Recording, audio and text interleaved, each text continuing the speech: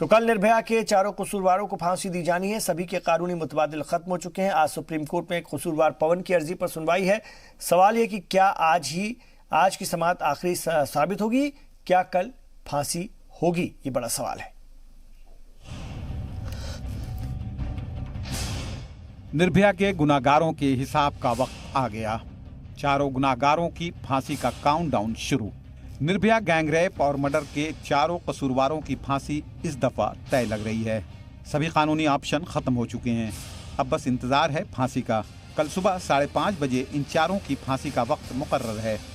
गुज़िश्ता बुध को तिहाड़ जेल में सुबह 5:30 बजे फांसी की रिहर्सल भी की गई। पवन जल्लाद जेल में पहले से ही मौजूद हैं। सब कुछ ठीक रहा तो आज की समाअत आखिरी समाअत साबित हो सकती है। आज निर्भया के कसूरवार पवन की क्यूरेटिव पिटीशन पर सुप्रीम कोर्ट में समाअत होगी। 6 जज सुप्रीम कोर्ट के चैम्बर के अंदर ही अर्जी पर सुनवाई करेंगे। मंगल को कसूरवार पवन ने सुप्रीम कोर्ट में क्यूरेटिव पिटीशन दायर की थी। अर्जी में उसने वारदात के वक्त नाबालिग होने की दलील देते हुए फांसी की सजा खारिज करने का मुतालबा किया है। किया जाएगा क्योंकि उस अंतर्राष्ट्रीय कोर्ट को भी पता है कि उस बच्ची के साथ क्या हुआ था, 7 साल पहले क्या हुआ था।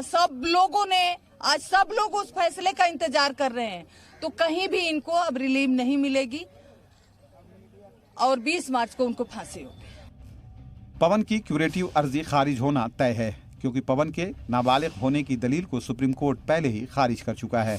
जज अपने पुराने फैसले के हवाले से ये देखेंगे कि कसूरवार कोई बहुत अहम कानूनी पहलू तो नहीं ले आया है जो कि कोर्ट में पहले जजों के सामने न रखा गया हो।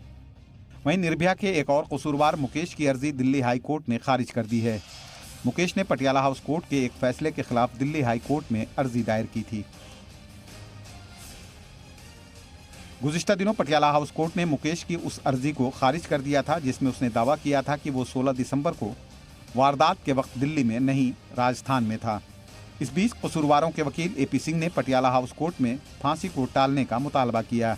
एपी सिंह का कहना है कि कसूरवार अक्षय और पवन की दूसरी रहम की अर्जी पर अभी फैसला नहीं हुआ है और पवन की क्यूरेटिव पिटीशन पर भी समाअत बाकी है। कसूरवार अक्षय की अहलिया ने भी उससे डाइवोर्स मांगा है जिस पर आज ही समाअत होनी है।